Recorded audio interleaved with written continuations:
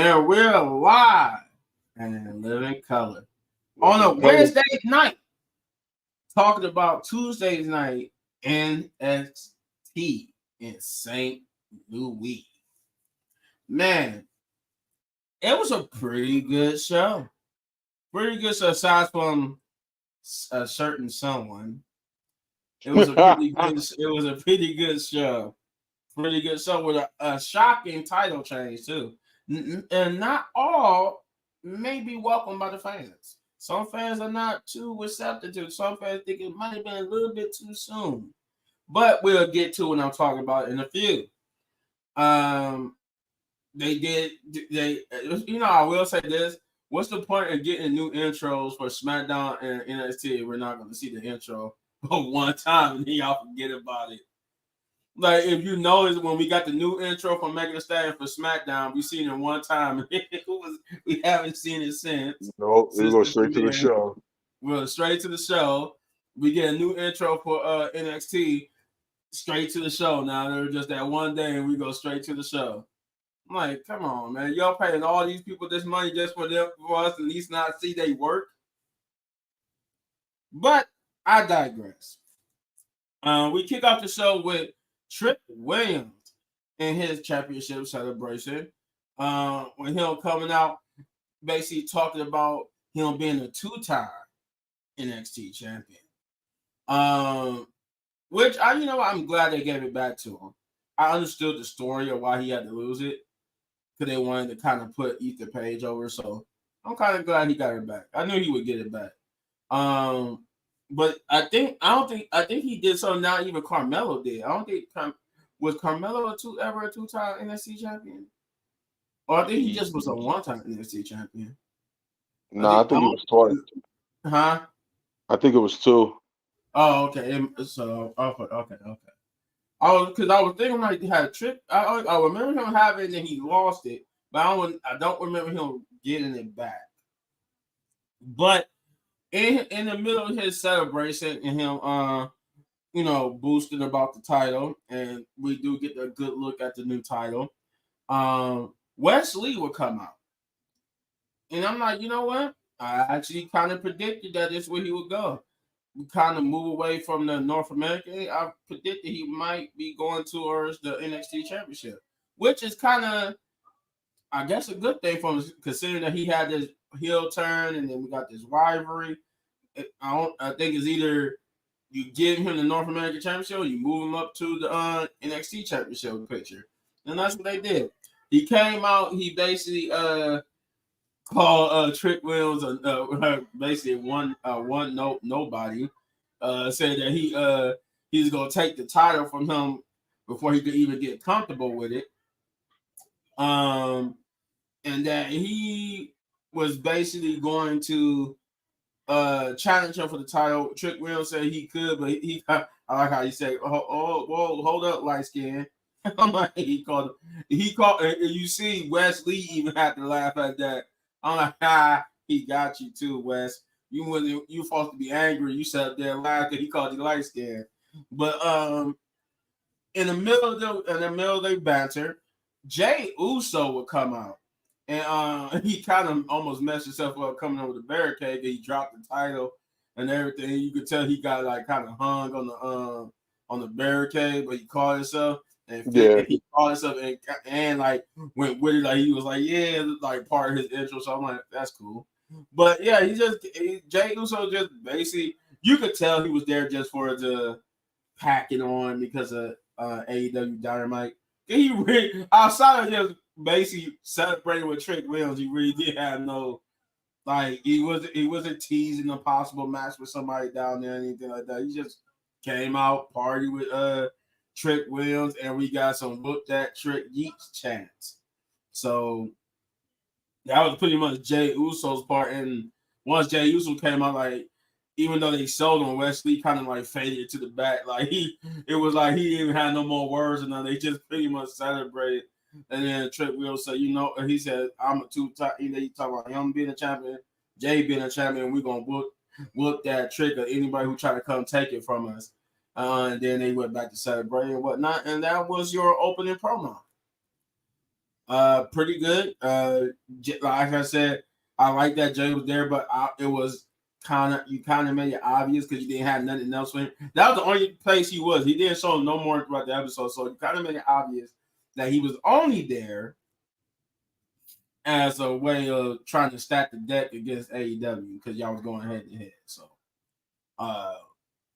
you could tell with Randy Orton, but at least he had a match.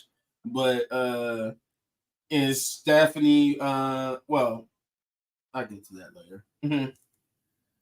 But you could tell most of the people that was on the card were just there to stack the deck against AEW. Belair and them too, but at least they had a match. At least they had a match. That's the difference between them, Randy and Jay. With Bianca Belair, Jay and Randy, they had a match, but Jay was just there just to be there for ratings. Yeah, that was a little awkward. It was a little awkward because like he didn't cheat. Like I would have ready for him to go in the ring, but I know before Rush Lee gets his opportunity, I would have for him to say he want the opportunity to face Trick Williams. Something. Yeah, something. Like or anybody want to step up to the IC title. That would have been a good way to elevate the IC title. Like they would do with the women's tag team titles, which I will get to later as well. But at least do something like they did there with Jay, at least make it worthwhile. But yeah, that was. What did you think about that opening promo? I mean, Trick celebrating and West going for the NXT title. That was, I mean, duh. What else was you going to put him? Wasn't going to put him back in the North America Championship? Like, I hope they wasn't. Yeah, that was fine till the whole Jey Uso thing came out. I was like, wait, why? Like, I don't. I thought he was going to do. I thought he was going to do an open challenge for the IC championship. I thought he was going to have okay. something significantly, and I thought they were going to have him do something. He just basically came out and celebrated with Trick Williams. That was it. Was He it? didn't challenge nobody. He didn't. Yeah, that was. I'm like, what? He That was set nothing up for the future. Weird. It's just like, okay. Yeah, I kind of knew the show was going head to head with AEW, which I will be doing a review tomorrow. Which is that whole episode was weird, but I'll get to that tomorrow. But well, give us a preview in comparison. What show was better? A little preview. What, in your opinion, what show was better? If we talking the whole, NXT was better to me.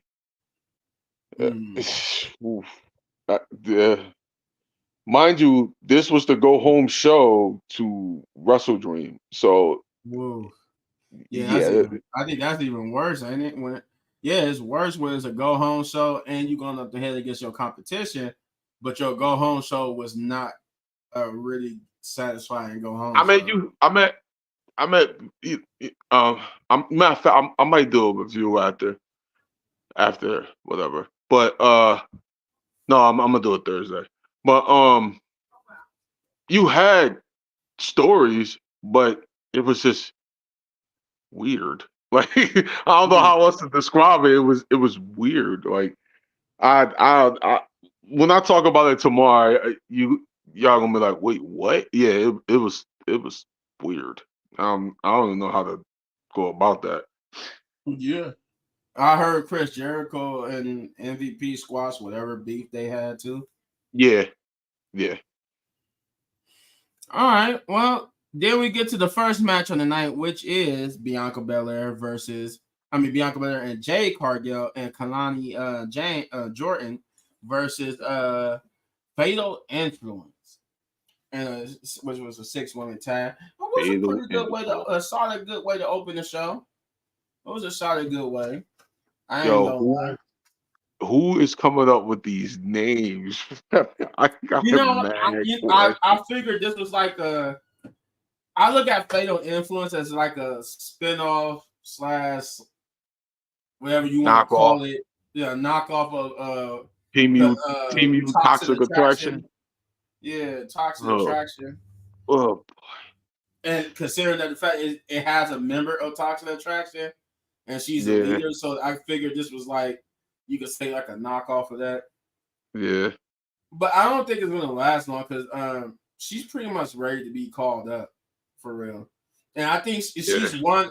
She was one of the names that was listed as being called up for the possible mid card titles that they're going to be introducing on the main roster to fill out the roster for both shows.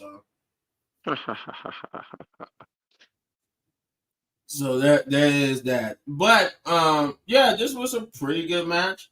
I enjoyed it. I especially I like that pretty much the veterans of the except for Jade Cargill. I wouldn't really consider her a veteran, but you get the point. They trying to put she's the main roster star working with yeah, the NXT star. So you know, I like that they. But all jokes aside, they did give. They kind of like elevated them in a way a little bit. You know, they nobody took a shine away from anybody. Like even with Jovan and Randy, nobody from the main roster really outshined them. But because you expected the typical they was going to be better than the NXT roster type people because yeah, yeah, yeah. they got to sell it like, oh, these are rookies versus the main stars. Of course, they're going to be not as good as them. So you have to say it like that. Considering the fact that you got to remember some of these people in NXT is not really younger than these stars. Some of these NXT stars are like kind of close to the main roster stars' age. Yeah. They just sell it as the rookies of the that age. But regardless, well, no, I'll get to that later. But regardless, this was good. This was good. I like they working together. I like further influence. They got potential.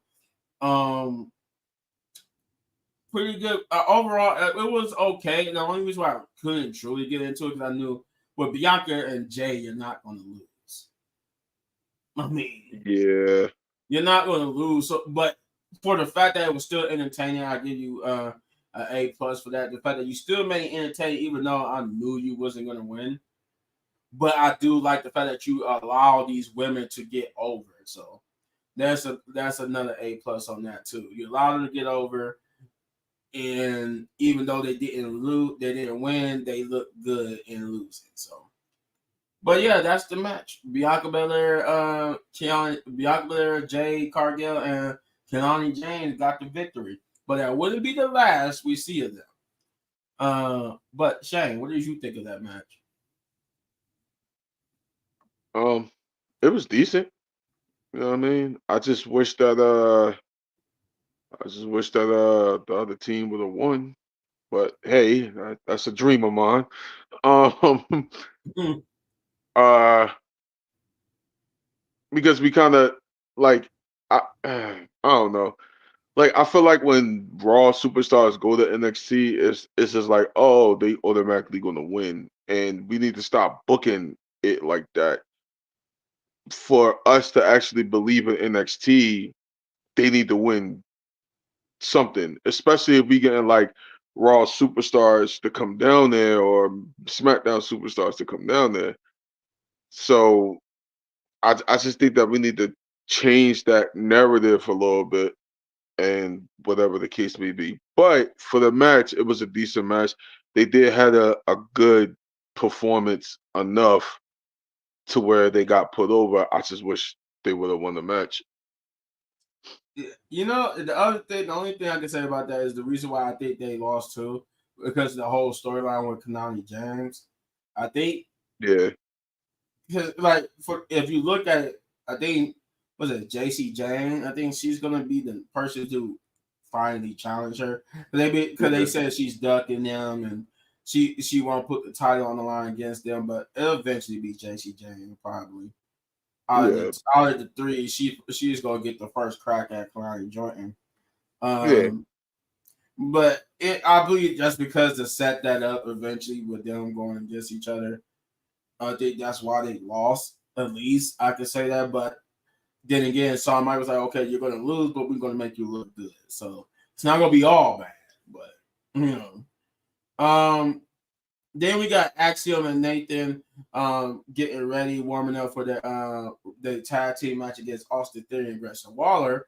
To which they'll get asked by Randy Orton about Jovan and how fast he really is. And Nathan would take a little exception to the fact that Axiom said that Jovan was like the fastest man in NXT, to which he think he's the fastest man in NXT and that he proved it. But they try to calm him down, like, look, man, I don't mean like that, but sometimes you can be a hothead. And Randy was like, you know what? It's okay to be a hothead sometimes.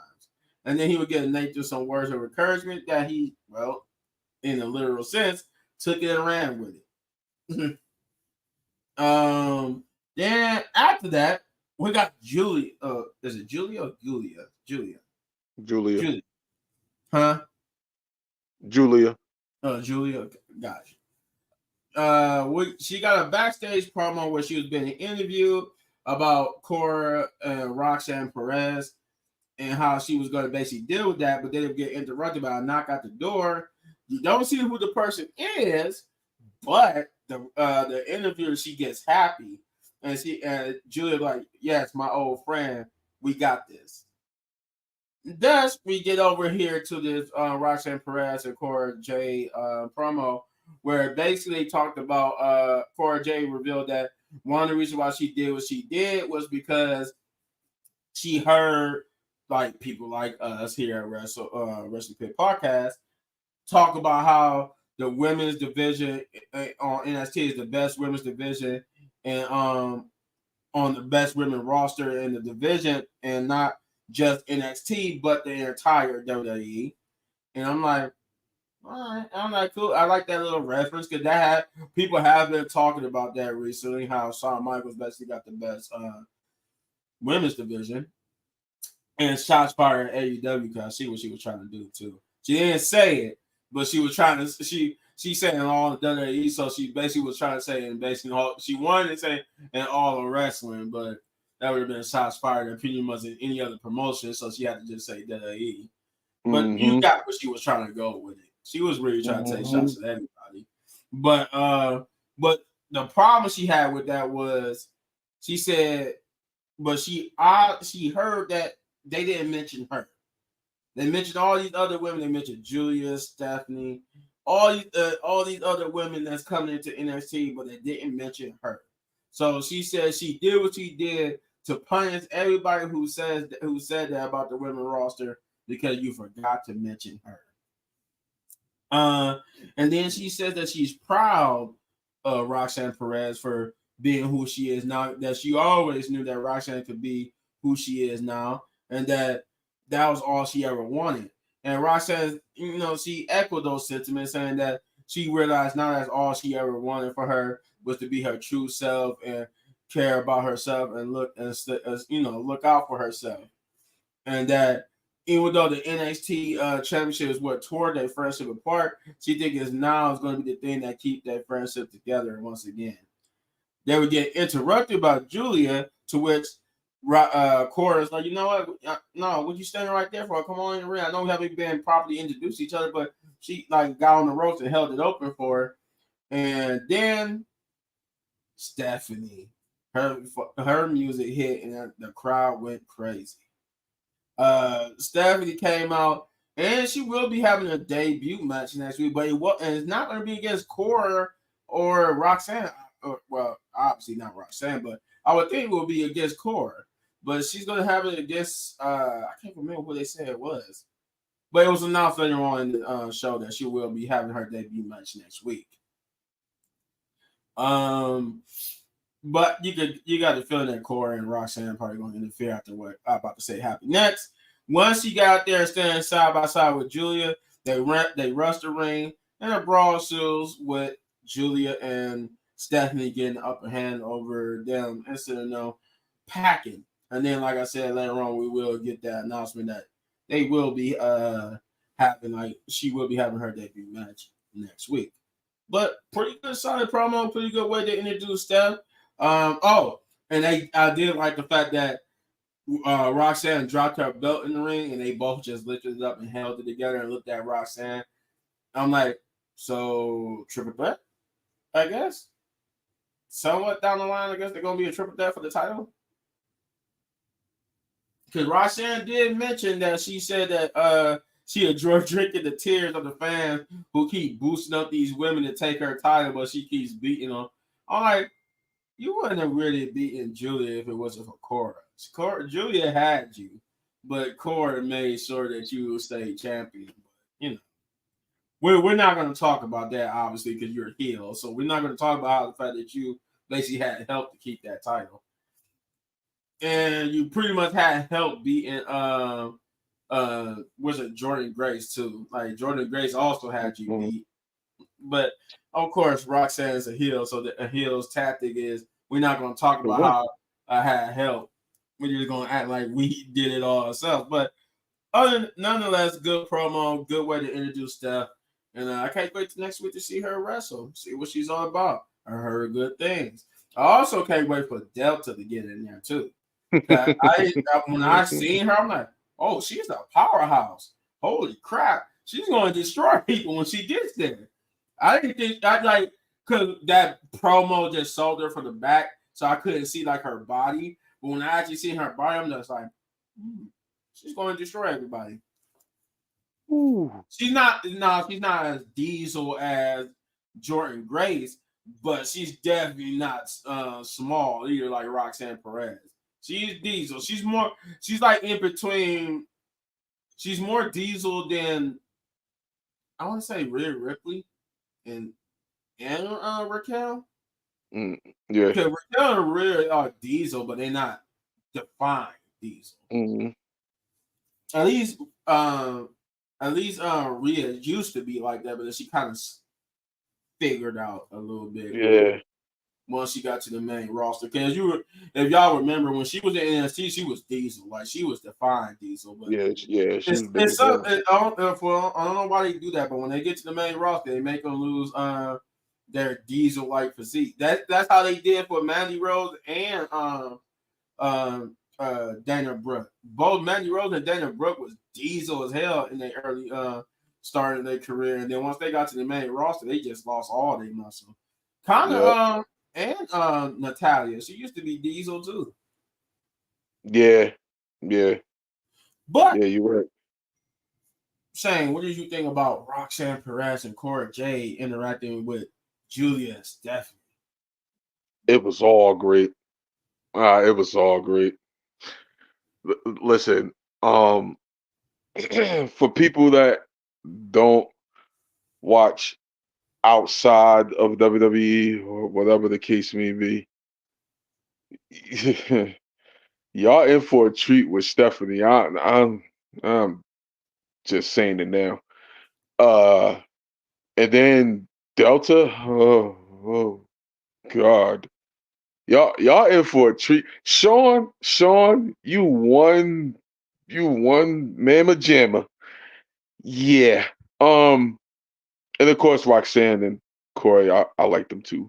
Um, I think the I think the promo was solid. Um, I just didn't like the part when she said, "Oh, y'all forgot about her." I mean, you was injured for most of the time, so like, of course, everybody gonna forget about you at some point. Mm-hmm. But other than that, um, I kind of got why she did it and why they kind of together. Then I kind of like, I still feel like Corey Jade somewhere along the line wants a shot at the title. So I kind of got that vibe in that promo. Like, yeah, I'm gonna stick by you for a minute, but just know I I want want to my be shot. right. I want to be NXT champion as well. Um, so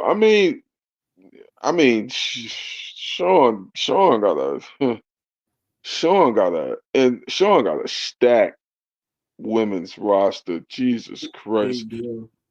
Uh, then you about to bring Delta. Oh my God. For people that don't know who Delta is, I'm gonna just keep this short. She's different. Now I know when you come to WWE, is a certain style that you have to wrestle. Custom, yeah, get accustomed to. But she is different. And her promos, don't let her really get on the microphone for real, for real. She different, different. Like man. I I'm gonna say she don't got she don't she don't got the the instant like him, but she do got that crazy way like Jacob Fatu. I'm just gonna keep it at that. Mm, okay. All Yeah, right. I can't wait. Oh God, I can't wait. I listen, Sean just Sean just signed three of probably the best women's wrestlers of all.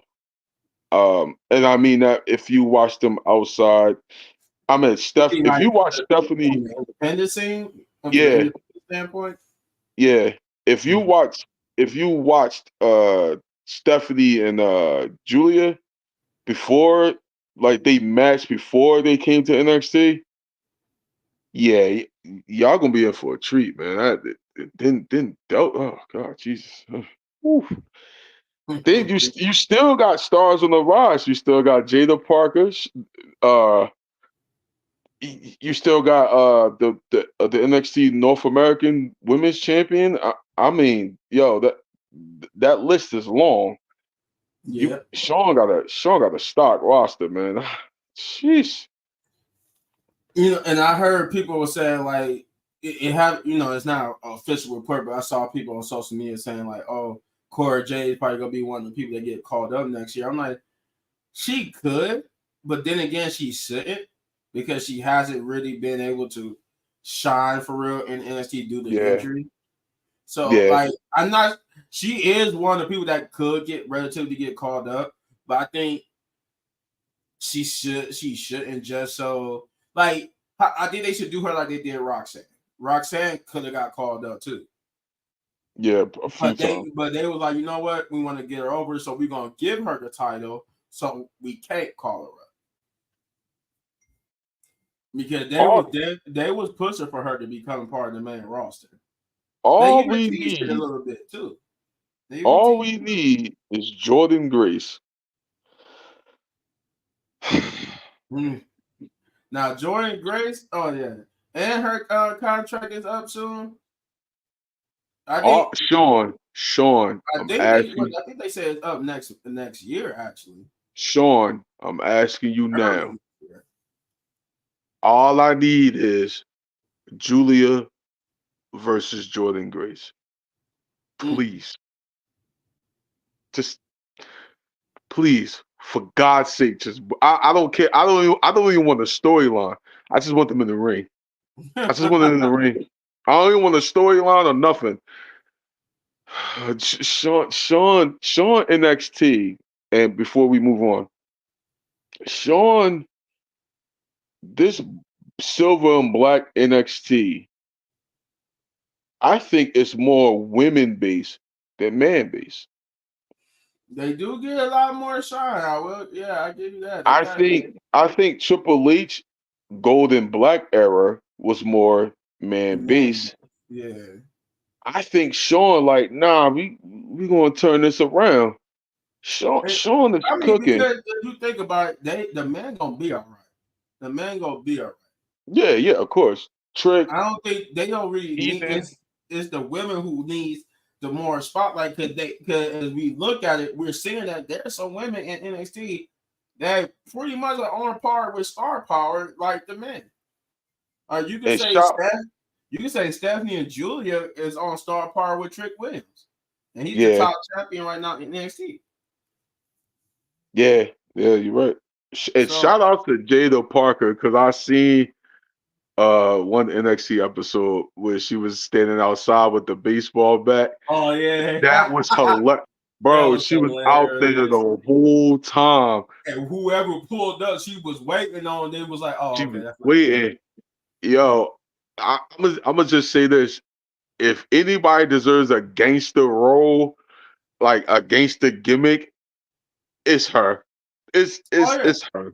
I was convinced after that whole slap she did to Roxanne Perez. That had that Yo, interview. yeah, She got yeah. mad and said, she said, Roxanne, I'm gonna slap the what she said, I'm gonna slap the The taste out your taste out mouth your or something mouth. like that. And she was like, oh, she gonna say, oh, I like to see you slap. I'm like, oh, Yeah, damn. I'm like, you didn't have yeah. to do it that fast. I think I think if anybody deserves a gangster role, It's her. it's her because she stands on business. But before we move on, I just want to say, Sean, keep doing your thing with these women because golly, you got a stacked roster down there, boy. Yes, he do. Yes, he do. Um, I will say this though, when people saying that she might get called up to the main roster, I don't think she Oh, will because everybody said, well, they need to call some people up because they need to fill out these rosters for this oh, mid card titles. You gotta remember, WWE got a plethora of women. Some of it that they use on their TV show like Level Up and stuff. It's a lot of women they could use to fill out this roster to fill around the people who's yeah. gonna mainly hold these titles until they start building up more people and stuff like that. But they're not about to empty out NXT just to do that. You know, they're not about Nah, to do that you don't have because to. it's only a few. It's only a few women on NXT that's main roster ready anyway. If you get them, if you, this is where it comes to booking. Like, And then I would say too, like before you finish your thought, I wanted to say, then you can have the mid card title just depending on Raw, SmackDown, NXT if you really want to do it that way. I hope they don't do it that way, but then again, if you wanted to, you could like just to say like, oh, but then again, with the men's, the fact that they on the main roster, but they got to go to NXT sometimes for a challenger, so but it's a give and take type thing. this is the problem with booking. You got a whole roster of women that's not doing anything.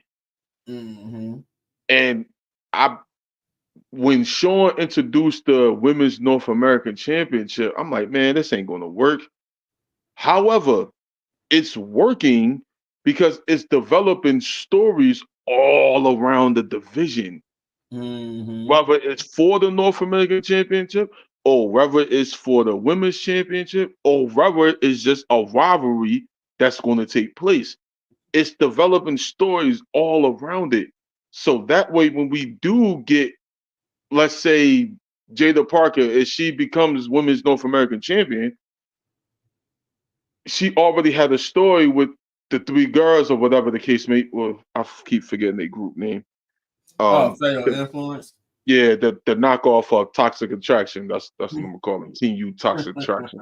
Um, but it's stories surrounding the North American Championship, and there's stories surrounding the Women's Championship, and then there's stories in the middle. And this is where Triple H is missing the middle. The The middle, middle yeah. matters. You can't just put 10 women in a tag team match every week. Right. It It don't. seems like that's going to happen. Like, Right. It's not. no, And then I'm glad you mentioned that because after that, a report came out that people was angry. Mainly, not us. Triple H's own women's division was mad about that decision because yeah, 'cause- they thought it was a couple of steps back to have them all in a 10-woman tag match. yeah, you Now, do that. like I said, I did say I like the fact that they was used on TV. I did say that in my review for that. But what I didn't say was it was also like pros and cons thing. Pros is yeah, you got used on TV. Cons though, you got used on TV in the 10-woman tag match. So it's like, which They one was better? did, and I'm gonna keep saying it. They did a Tony Khan booking at a pay per view when he's trying to fit everybody on the card. Mm-hmm. They did it because even with Russell Dream, I believe I heard for the pre-show it's a 10-man tag. Like you just did the same booking just to get everybody on the show. You don't need that, especially not with your loaded women's division. No, you need to start developing stories. You need to start building stars. So that way, when we do get to this IC or this US mid-card championship, people can get behind who they're going to get behind. Yeah, you know what? And I would take a page out of Sage, but he said if you really don't got nothing for them to do, just don't use them at all. Then. Yeah, just don't use them at all. Because I'm going to be real. Chelsea Green and Michi, whatever the name is, I'm Me sorry. Chen, me Yeah, Chen. Michin. They got a better rivalry for the mid-card IC title or the mid-card US title. They got a better story compared to anybody on the Raw roster. Mm-hmm. They had a dumpster match for crying out loud. And it was good. And it was good. It was entertaining. It was good. It was funny. Shout out to Chelsea Green for playing her part. I love that girl. God damn it, I love her. I did too, because I was like, I didn't realize it till afterwards. I'm like, she went in and then she stayed in there like that. Did she really stay in there and cover herself in mustard and ketchup? Because I know they try to say, oh, when she got powerbombed in there, it just fell on her. But I'm like, she really stayed in there and covered herself with Yeah, that. she stayed in there. She really played that cell. And Right. if anybody deserves a mid card championship down the line, Chelsea Green is one of them. I'm just saying. Yes. All right, getting back on track here. So Yeah. after that, we got a backstage promo with No Quarter Cash Crew and Alexis King, to where he was trying to figure out a way to have his match with forgot the guy's name. The guy he's having trouble with because he didn't want to cheat and stuff. And No Quarter Cash Crew basically introduced him to a gentleman's match. I was telling him how in the gentleman's match, it kind of basically prevent you or the other person from cheating. And that would be made official for next week. Next week. Yep. Then we get to the second match. Whew. You ready for this one? This is the one that kind of got people on the fence about. Second match of the night is Tony D'Angelo versus Dun Dun Dun Dun Dun Dun. Dun. My boy Oh Open my God. You know what? I got when I first watched Open Femi for the first time, I'm like, I like his music. I like his aura. He's going to be a big star. That man already more over and can actually wrestle than someone I know, Omos. He can learn, that person can learn a thing too from Omofemi. Though Omofemi is not as tall as Omos too. Yeah. But anywho, this was a great match. This was Tony D'Angelo versus Omofemi for the NXT North American Championship. And I just realized too, Omofemi is so big. I never realized, I never paid attention to when he take off the belt, he rip off the extra length of strap because he had to give it to him because he's so big in the stomach area, so he can wrap around him. And I'm like, oh, that's what he be ripping off. I know he be taking something off, but I never paid attention to what it was until last night. I'm like, oh, that's an extra length of strap. I'm like, okay. I didn't know they do that. I'm like, yeah. They did that for like the Big Show and everybody then, and Mark Henry, but I guess they had the materials back then to do it. I don't know. It was weird that they do it for Obafemi, but you had these big wrestlers who was champion, and you never gave them an extra strap length to wrap around. I don't think they had the like at that time. I don't think they had like I guess the material to really do it. Oh, okay.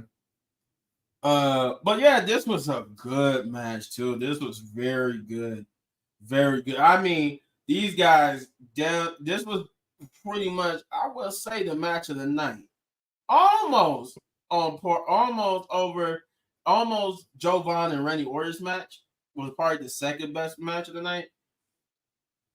And yeah, I would say the two good matches of the night was Obafemi and the Randy Orton match. But Obafemi and Tony D'Angelo, they stole the show. Yeah. That As was they should have. I did what? We had like at least, if I counted right, we had like 5, maybe 6 kickouts of some good moves that could have ended the match. Yeah. And then I like the fact that just like with Gunther over Finney showed the fact that, oh my God, like, even though I talked all this trash about Tony D'Angelo, I can't put this dude down. I don't know what to do. And he showed that with his look on his face of disbelief that Tony D'Angelo just keep kicking out all these moves that he's putting in, that he normally put people down where he sold it. And that was just like Gunther. When Gunther had that match with Sammy, he sold, even though they knew Sammy was going to lose, he sold Sammy. He put Sammy over by just being showing that, oh my God, this dude really almost took it from me again. Yeah.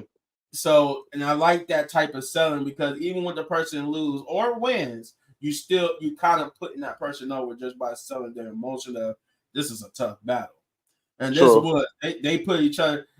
Tony D'Angelo put over Femi through the table, and I'm just like, holy crap! And that was such a small area. I thought he messed up his own knees and shins when the table collapsed. I'm like, holy crap! That was such a small area. But nonetheless, it was a good match. Like I said, it went back and forth. Over Femi hit some move. They still showed him being like this big monster. Even when he jumped back up and looked like he was getting ready to go for like a power bomb or a choke slam, but it would get reversed by Tony D'Angelo into a roll up pin. And 1, 2, 3, Tony D'Angelo is your new NXT North American champion. Now, what I was getting at earlier was that people online kind of think this was too soon to take it off of Obafemi.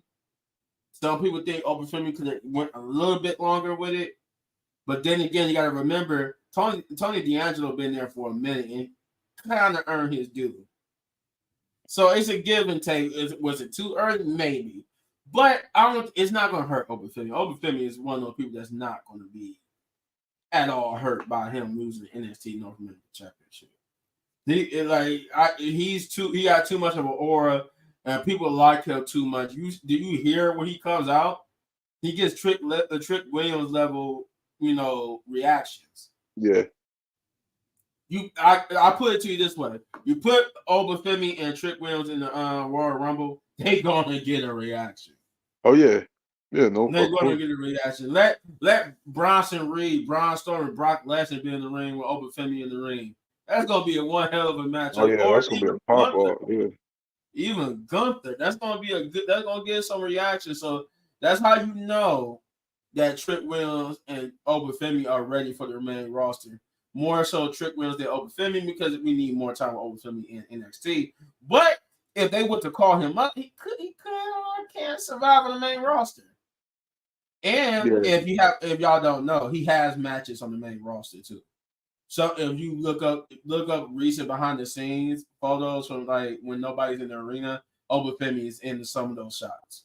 He be having dark matches on Monday Night Raw or SmackDown. I think the last picture I saw was either SmackDown or Raw.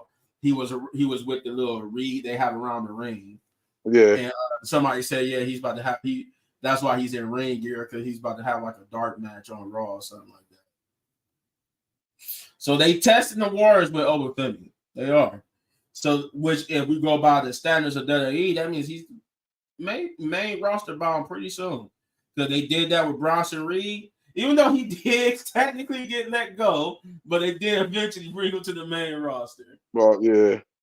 That's usually what that means when people have dark matches from NXT.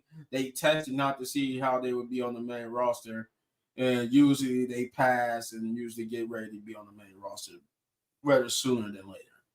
But hopefully not sooner for Obafemi because we don't want another repeat of Solo Sikoa, where he was on the rise, and then you bring him up to the main roster.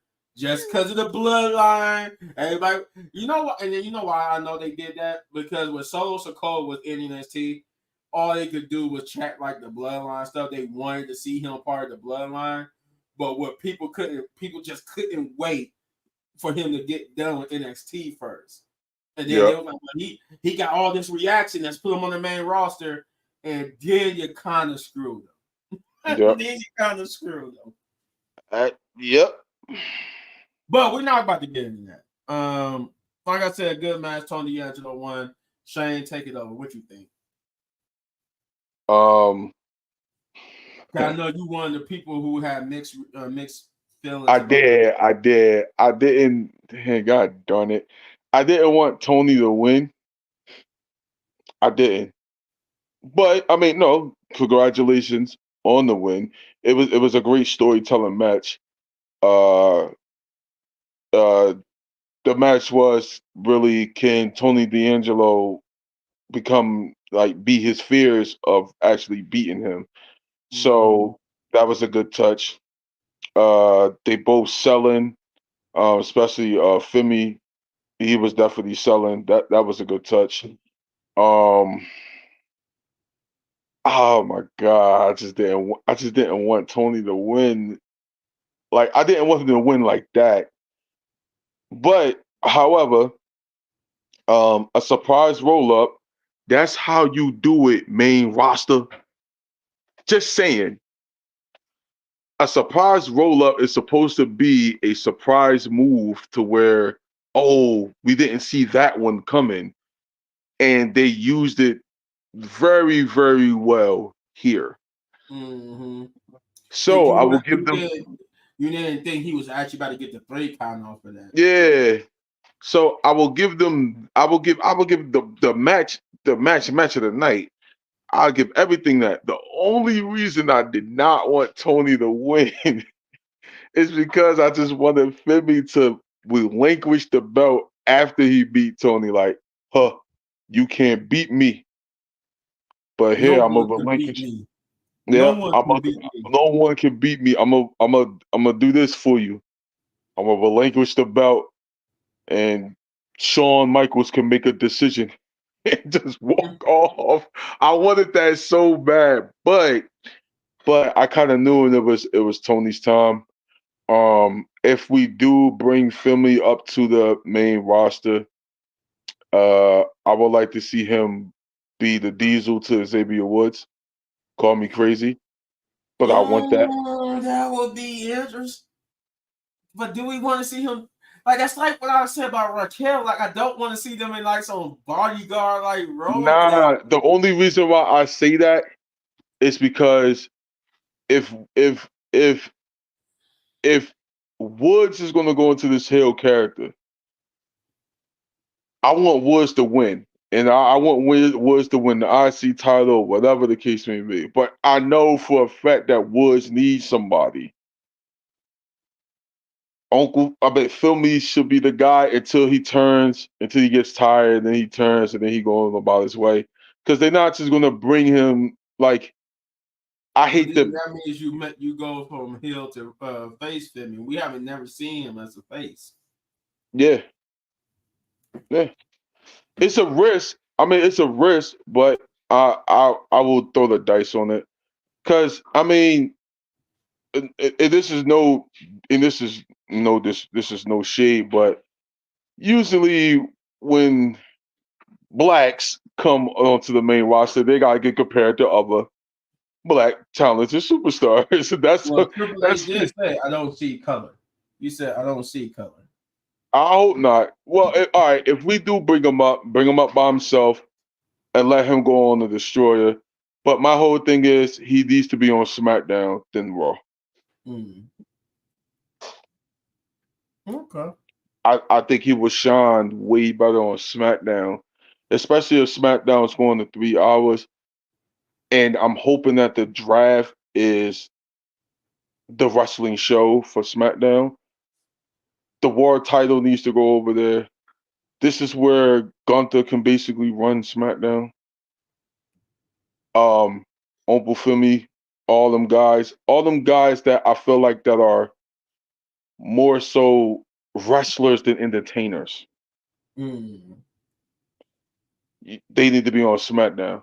SmackDown could be an entertaining show, but you want to balance because Raw on Netflix is already going to be a big deal. That's why I say if we're going to bring Femi up to the main roster, he needs to go to SmackDown when they do the draft.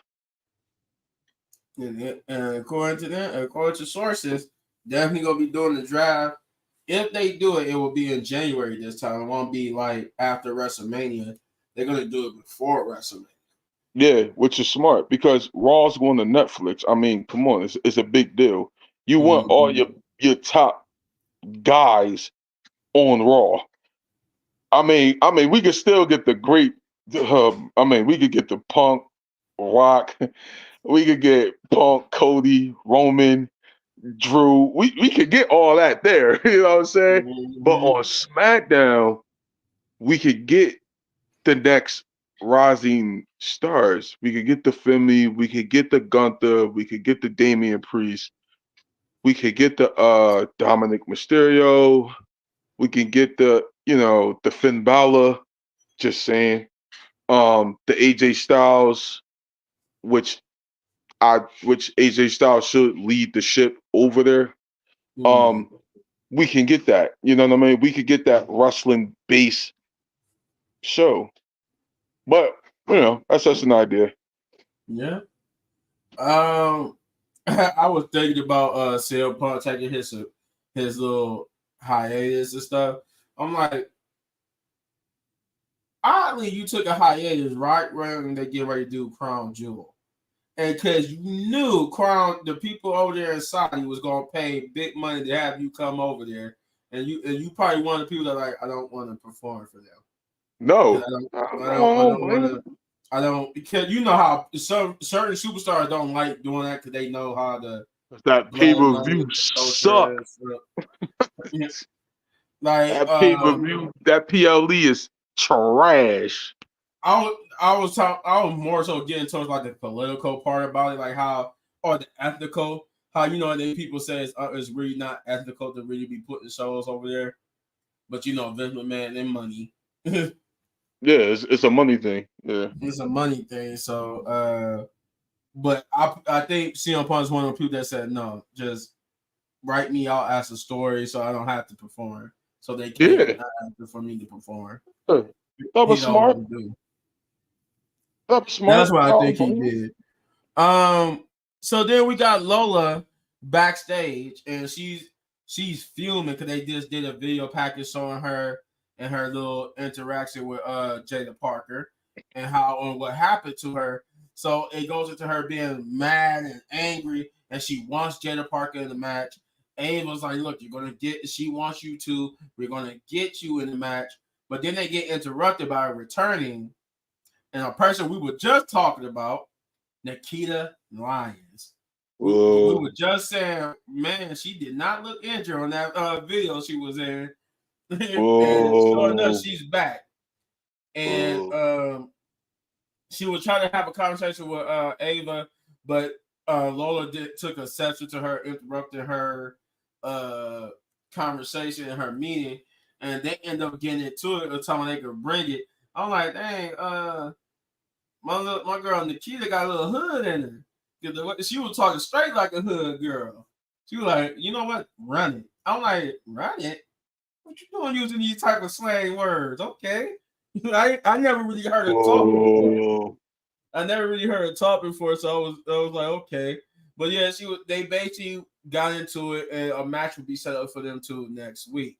I hope Um Lola smacks the she dog claimed that out of it. I guess Lola was the one who got her injured the last time. I Yeah, guess she had a match with her and she injured her. Because she said, but she said you might not want to do this or something to that effect, or I'll put you back on the shelf again.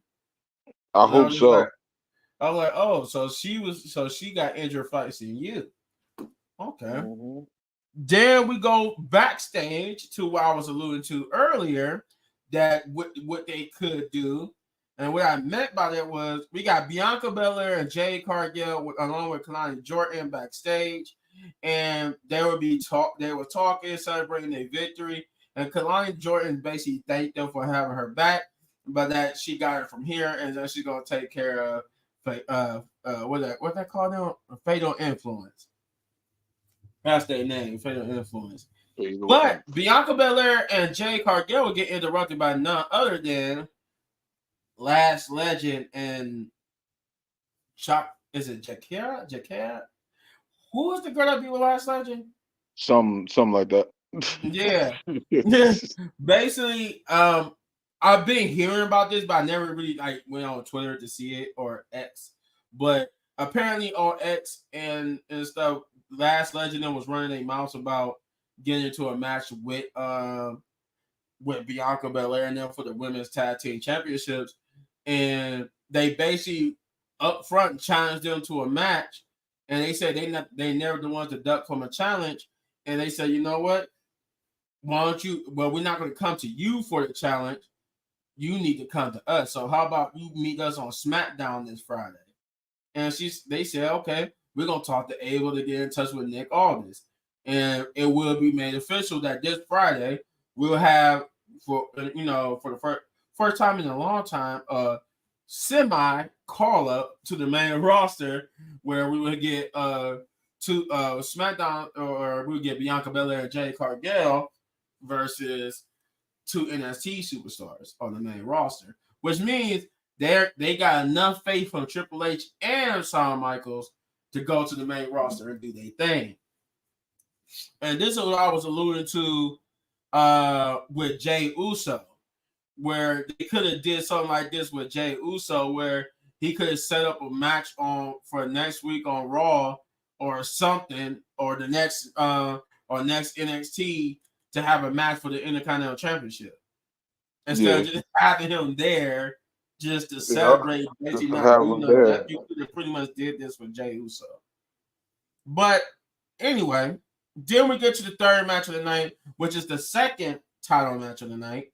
Austin Theory, Grayson Waller, aka A-Town Down Under, versus Axiom and Nathan Frazier.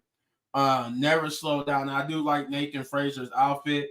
It looked like it was the Flash outfit, but as you really look at the Flash outfit, it wasn't the Flash from the comics. It was the CW Flash outfit. So I like that. I'm like, okay, CW, the CW Flash. So he took that. So I'm like, okay, I like that. I like that they made his costume look like the CW Flash. But this was an okay match. Despite that, I don't really care for Austin Theory and Grayson Waller like that. I actually like Grayson Waller over Austin Theory. But this was like, to me, this was like out of nowhere because I don't really, outside of SmackDown, didn't know they was like doing something on NXT. I mean, I knew now, obviously, but I knew before coming into this week. But before last week's NXT, I didn't know they was even having a beef with them. Let alone getting ready to get set up for a tag team match. So this was like, to me, this was left field, but I was like, okay. But the tag team match was good nonetheless. Nathan Frazier and Axiom did their thing. Grayson Waller and them looked good here too. They pretty much put over. I like they put over Axiom and Nathan Frazier. Axiom was another person who could actually be called up to the main roster. Like I want to not necessarily Nathan Frazier, but I know Axiom been there for a minute and he actually could get called up to the main roster. Though he could need some more seasoning in NXT. Yeah, So I'm about I to don't say. know. I may need to see more Axiom. I do need to see more action. I'll put it that way. I do need to see more of him before he goes to the roster. And yeah, he But need to stay in the tag team. yeah. But because the reason why I say that, guys, is because I don't want him to come to the main roster and get put right with the LWO. Oh my! I would have to fly to. I would buy me a plane ticket, fly to Triple H right when they do a show. I'll be one of those crazy fans that break into the arena and try to attack Triple H. Like, what are you doing? Stop it! Stop putting everybody with the LWO. Yo, for real. Before I eventually get my butt whooped by Seth Rollins and them in the back. But no, yeah, I would have Triple H. Me and you would have to have a match, man. I ain't gonna really try to have a match with you. I know you got a pacemaker, but but we're gonna have to have some strong heated words because you need to stop this. Stop it. And stop cracking on the LWO. The LWO was great in WCW. The WWE's LWO sucks. They don't do anything but lose. Finally, it do. It's terrible. I'm trying to tell you, they need to trade on Rey Mysterio. What? the least don't Everybody trade just Rey trade on Mysterio. You Ray. never Word had up. enough betrayal. Everybody trade on Ray Mysterio. Where's born? I just need to trade on Ray. That's it. But yeah, so pretty much like I said, it was a good match. Axel and Nathan Frazier did pull out the victory over a game, A-Town Down Under. What did you think though about the tag team match? No, the tag team match was decent. I mean, NXT, shows that they have a tag team division. Like the main roster. You know, Shut up. just holding belts, just to be holding belts. But And okay. and the excuse is, oh, it's because they are part of a faction. That's no excuse. I That mean, it's an excuse, but it's no excuse because like even when you're part of a faction, you mean to tell me you're gonna wrap them up so much into the main story that they can't be tag teams? No, no. yeah. I mean, yeah. We need to stop that. You know, we we just need to Like stop that. I don't mind them being part of the main story and helping out because that's the story you supposed to. They are heel faction, so yes, they're going to help out and run interference in the main story. But why are we forgetting that they're a tag team in a tag team division with the tag team titles that should be defending a lot more than it have been? So Yeah. It's just guys just with saying. belts. Just Sean. Shout out to Sean with the NXT Tag Team Champions. At least they get tag team title defenses, and at least they do be on PLEs. You know, like champions. Just Mm-hmm. saying. The match was cool though. All four guys was great to me, so I ain't really have no complaints about it. All right. Huh. Hmm. Oh shoot! Excuse me. Oh. Ah. Mm. We gotta talk about your boo joint. Oh my bad. Oh my god. Um, God, please strike me now. Um, Next. so it was time. It was that time of the night where it was a concert by a certain Sexy rapper. red. Oh my god. Boy, now Oh. you gotta do it for the one time. Get them sexy. No, no, no. But that, yeah, she performed "Get It Sexy." Uh, I guess her other songs were too X-rated to be performed. She only could perform that one song, and then it was awkward because when she was performing the song, she had to censor herself, and then she would go, "Yeah," like, Uh-huh. uh-huh. That's what you get for having this freaking stupid song that got so much cuss words and Yo, but all these idioms that you be saying. the commentary guy was hilarious. Yeah, Yo, then they go into the commentary. We got Booker T. I'm just like, Book, sit your butt down, Book. You're married. Sit down. that's Queen right, Sharmell, where man. you at? Queen He trying to Sharmell, hit this enjoy the man in the back with a song, chair. man. Hit this man in the back with a chair. But my new favorite wrestler, he's made it to my top five. He's made it to my top five just for the single most beautiful thing he could ever do. I didn't like him at first coming in, but now I love him. All ego, Ethan Page would interrupt Sexy Red. I'm just like, hey, God, that she didn't get to go all the way through. And he was like, "No, your concert has been canceled." I'm like, "Yes, I love you. You're oh Lord, you were worse than Ethan Page." Like Jesus, Right. he did the guy's work right there. He would interrupt Sexy Red and basically was talking about that he was upset that Wesley would come out and challenge uh Trick Will for the title, and that he wants his shot and rematch at the NXT Championship, and he's not leaving the stage until he gets it. Sexy Red would just, I would give her that. She did have some good clapbacks at Ethan Page. I give her that much. She did have some good clapbacks at him. But Jovan would come out and basically brawl with him and basically knock him out of the ring, and he would start dancing with Sexy Red almost to the point where she was actually able to go without twerking, and then she was about to twerk, but the camera went to commercial, and I'm like, oh my god, oh my god. But yeah, that and I was almost about to say, Jovan, you about to become one of my most hated people because you about to get if you get her to twerk, I'm gonna hate you for the rest of your career. Your Hey, career, yo. I'll go to every even when you get to the main roster, you suck. You can win the Hey, championship. yo. You suck. Like, I would torment you for the rest of your career. They would have to give me and you a match of the much hate I would have for you. I'm dying. I'm crying. But no, what did you think of that whole little segment with Sexy Red? I ain't gonna lie. I seen the clips because I was watching AEW at that time. I ain't gonna lie to you.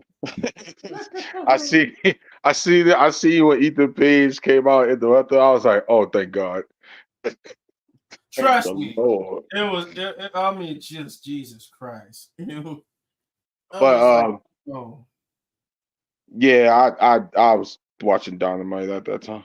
I think okay. I flipped over. I was like, oh no, I don't want to see I don't want to see this performance now. You gotta go. You know what? I almost checked out myself, but when Ethan Page came out, I was like, okay, this was never meant to be a true performance, like how SummerSlam was. Thank God, because I would be Yeah, like, if I had to sit through Jelly Roll like performance of Sexy Red, I would have like took myself out because that was I could not sit there and just listen to that. That was just horrible. All right, but then from there we jump into the main event, which is Jovan versus one Keith Randall Orton. I know Randy was going like, I'm gonna kick your butt for using my whole government name. But Randy Orton. hey Randy, he said it, not me. He said it. That's how big of a fan I am of wrestling. I know Randy Orton's whole government Yeah, you name. getting RKO. I ain't Yeah. gonna do it. I'm gonna try to uh, stop it, but Randy too big. hey, and it was just so crazy. Did you see the massive like Randy Orton was always not he wasn't never like a small person, but now that he got bigger compared to Joe Vaughn, I'm like, my God, he looked like a super heavyweight compared to Joe Vaughn. Yeah, he He's did. so much bigger. I'm like, Jesus Christ, man. And he was just, and I do like how he played the mentor, almost veteran to the rookie to Jovan, because Jovan is pretty much wrestling the person that got him into wrestling. So that had to be that got to be even I don't care if fake or not. That's got to be nerve record to be across the ring from the person who got you into it. They even Yeah, said it like the first match that him and his grandmother ever watched was a pay-per-view match of Randy Orton versus I can't remember what they said what pay-per-view they said it was, but I think it was him versus Kane. yeah. Oh yeah, they And walling. yeah, and he got to go against that same person that got him into wrestling, so that's got to be nerve wracking. Like that, I can just imagine like me going up against John Cena or me going up against The Rock or Stone Cold. I'll be nervous as heck because like these the dudes I looked up to. Now I get Yeah, the tangled up. I get the tangled I just, ride with them. Like that'd be nervous, man. I don't want to mess up. I don't want them to hate me. uh, but the match was pretty good. It was a botch. But you know, it was kind of a unique situation where they tried to do a RKO out of nowhere, so there was a botch. But other than that, the match was good. The match was good. I liked it. They put Randy Orton put over Jovan pretty good. He had a pretty good performance. He had a moment where he almost beat Randy Orton, and that was where he put him over because Randy Orton could have kicked out like at an early 2 count, but they gave it a nearly 3 count kick out where it was almost this close to being a 3 count, and he just kicked out. And I'm just like, that was a good way to put this young man over. That was pretty good. But Randy Orton, like I said, there was a botch on the RKO because he was supposed to. I think he was going for a move and it was supposed to be like an RKO out of nowhere. But Randy Orton kind of like missed his head, so he couldn't really grab him, Yeah, and he kind of just smacked the ground. And then he picked him up and RKO'd him anyway and pinned him. And I think Randy Orton just having so much fun in his career now. You saw him visually just laughing in the ring. He like, damn, we messed that spot up big time. But that's not all. Before the show ends, we would get Ethan Page and Wesley backstage complaining about who would get the opportunity to face Trick Williams. And Ava would tell them that they would have a no one contenders match between the two because they don't have to earn, no one would be given a shot at the NXT championship. They'll have to earn it. So they'll have a no one contenders match against them too. And whoever wins will face Trick Williams at Halloween Havoc. But she threw a wrinkle in that plan. There was okay with that about the lead, but then she said, but due to his performance, I'm making that match a triple threat match, and she added Joe Vaughn to the mix. So it will be a triple threat match I want to say next week, yeah, where next week where they will face off to see who will face Trick Williams at at Halloween Havoc. Halloween Havoc. But with that being said, like I said, the match was good.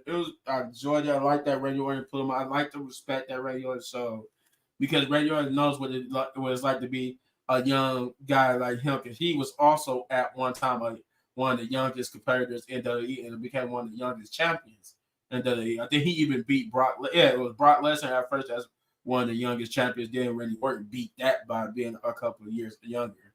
So he definitely knows what it's like. So, with that, Shane, what did you think of this main event? Um, no, I thought it was cool. Besides the botch, and you could tell Randy Orton's a veteran because he just lift him up like, all right, we just gonna go with Plan B, and that was the Mm-hmm. RKO. Yeah, I think Randy Orton was just having a good time, a good time. The young OG definitely performed. Uh, he performed very well. Um, I need to see more groundwork from him. Yeah, yeah, Um, the flying stuff is cool, but as you get older, you you can't really. gotta you gotta learn how to wrestle more ground based, uh, you know, matches. And I mean he's still young, so I know eventually he's gonna learn that skill. Um, however, the match was decent. It was fine. I can't wait to see the triple threat. Uh, Shout out to the young OG doing this thing out there. I hope we get a rematch down the line. I hope it's going to be on the main roster. Uh, and I hope the young OG can actually get a win over Orton. That'd be cool. Mm-hmm. Um, I mean, there's really nothing really to say about the match. The match wasn't bad. I mean, Yeah, yeah. you could tell Randy was definitely taking him to school though. Oh yeah, he definitely was. That did you see how many times he hit him with that backdrop on the table? Yeah, he Yeah, definitely taking him to school. yeah, He he was was taking definitely him to taking him to school. school. But He was, uh, but what best way to learn your craft is by being in the ring with a veteran. yep, Because I think I remember, and this is like real life stuff. Undertaker and them used to do the same thing when they went up against somebody young. Oh, they was schooling you in that match. yeah, They were yeah. schooling you in that match. Yeah, that's And like then when Undertaker went up against Randy Orton. Yeah, yeah, and then I think they said too. It's like cause Big Show said it's like a tradition amongst them when they go up against younger people. They kind of don't hold back, and Big Show is known for that. When he go up against somebody new, he would pretty much almost for real give you that chop to the chest, yeah, and you better sell it too. Like I'm yeah. like, whoa, and because they did interviews and some of the wrestlers say when they went up against Big Show and it was their first time they were young. Oh, they chest was for real red because he for really just smacked the dog crap out their Yeah. chest. Um, I mean the future for NXT is bright. Uh, Yeah, it is. It's I really think bad. it's in the right person's hands. Shout outs to Ava for doing her part. I mean, I think NXT is in a good place. Yeah, yeah. Well, with that being said, that is all for NXT. I'm going to give NXT. It was pretty good. It was pretty solid. You know what? I enjoyed it more than I enjoyed Monday Night Raw. And I think I gave Monday Night Raw like a 7.5. So I'm gonna give Yeah. this an 8. I'm gonna give this an 8 out of 10. This was pretty good. I enjoyed it for the most part. It was very entertaining, which is sad to say because this is supposed to be a developmental show. It was actually better than your main show, Monday Night Raw. Though I give Monday Night Raw, they haven't been able to put on a 2 hour show in a long time. So with some growing pains. But then there's no excuse because you've been doing it for a long time with SmackDown. So it's a thing, it's a thing. But yeah, I'm gonna give it an 8. I'm gonna give it an 8 out of 10. Uh, I give it a 7.5. It was a solid show. Okay. Yeah, I give it a 7. It was real solid. You know, that's better than the read. I'm about to give Dynamite tomorrow. Oh my God. um yeah, well, shouts out to the crew who was it here. Shouts out to Shay, Chris, Jeff, Shout Hector. out Storm. Shout outs to Leo. Shout outs to everybody who couldn't be here with us. We held it down for everybody. As always, when I'm signing out, I always say, get over to the Rest of Pit podcast. That's who's bringing you this video. Get over Yes, there, yes. subscribe, like, share, do all those great things because All once those we get to a comment. certain number, once we get to that 500 number, there might be a pot of gold at the end of the rainbow. Yes, it will. And with that being said, once you get done with all that, I'm gonna tell you what to do next. Let me get over here real quick. Tell you what to do real next. You see that name right there? No regrets. Right there. Get over there. Get over there to no regrets. Without the other name part, but it's just no regrets. Get over there and subscribe to that channel where Shane does music and wrestling stuff over there. So get over there and run that like, subscribe, share, and that notification button. Do all those great things for his channel. And as you can see for my name, Little Bit Man Gaming, get over there and subscribe, like, do all those great things. Because I do wrestling, reactions to different movies and video games, reviews, all that type of stuff, gameplays, all that. So I do all that type of stuff too. Um, Also, get over to Chris Wrestling Views.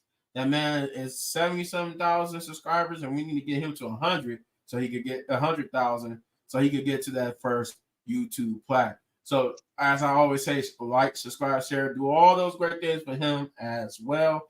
Also, not forgetting Shay. Get over to Shay, know the rules. Get over to No, her channel, know the rules, and run the like and subscribe buttons up over there as well. Also, Jeff Wrestling 23. Get over to his channel, do the same thing. get over there. But always do Rest the Pit podcast first. Then do all the other stuff second. With that being said, we're going to sign off like we always do. Also, well, we'll be back before we go. We'll be back tomorrow when Shane does the AEW review. So be on the lookout for that. We will be back tomorrow for that. Also, I'm gonna do AEW Dynamite and Wrestle Dreams prediction. So it's gonna be a little long one, but enjoy the ride with me because this is gonna be oh boy, it's gonna be a fun discussion. Well, you heard it for the man. And that's tomorrow, right? You said you was doing that tomorrow. Yeah, tomorrow, 7 o'clock. Tomorrow at 7 o'clock. So be here for AEW's review and prediction video for AEW Wrestle Dream. We will be back Saturday for the SmackDown review because SmackDown. Oh man, this about to be a big one. Stories that's Yeah. going into this is going to be good, so you guys don't want to miss that. And we might have a video Sunday. Who knows? We'll see.